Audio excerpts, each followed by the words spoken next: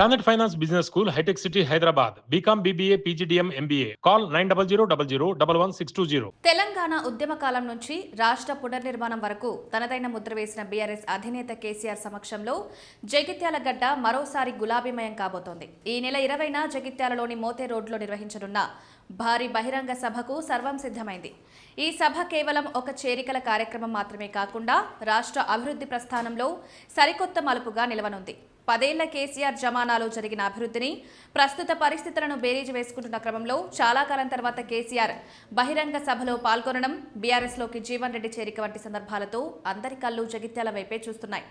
ఈ సభలో ప్రధాన ఆకర్షణ ఉమ్మడి కరీంనగర్ జిల్లా రాజకీయ ఉద్దండుడు మాజీ మంత్రి జీవన్ రెడ్డి. సుదీర్ఘ రాజకీయ అనుభవం ఉన్న జీవన్ రెడ్డి కేసీఆర్ స్వహస్తాలతో గులాబీ కండవా కప్పుకోనుండడం రాజకీయంగా పెను సంచలనమే. ఆయనతో పాటు ఉమ్మడి కరీంనగర్ జిల్లా నుంచి వందలాది మంది ముఖ్య నాయకులు, వేలాది మంది కార్యకర్తలు బీఆర్ఎస్ కూటికి చేరనున్నారు.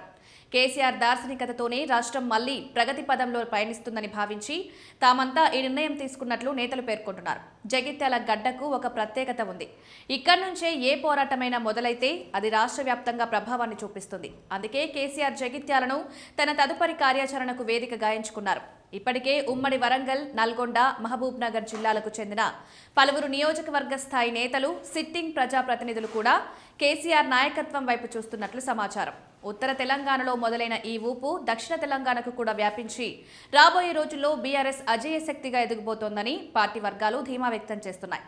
జగిత్యాల సభను అప్రతిహతంగా విజయం చేసేందుకు బీఆర్ఎస్ వర్కింగ్ ప్రెసిడెంట్ కేటీఆర్ పక్కా ప్రణాళికతో అడుగులు వేస్తున్నారు. నియోజకవర్గాల వారీగా సీనియర్ నేతలను ఇన్ఛార్జీలుగా నియమించారు. జగిత్యాల పల్లా రాజేశ్వర్ రెడ్డి, కోరుట్ల వేముల ప్రశాంత్ రెడ్డి, ధర్మపురి ఎమ్మెల్సీ రవీందర్ రావు, వేములవాడ బాల్క సుమన్, చొప్పదండి పెడ్డి సుదర్శన్ రెడ్డితో పాటు జన సమీకరణ, ప్రాంగణ పర్యవేక్షణ బాధ్యతలను గ్యాదరి బాలమల్లు, మారెడ్డి శ్రీనివాసులకు అప్పగించారు.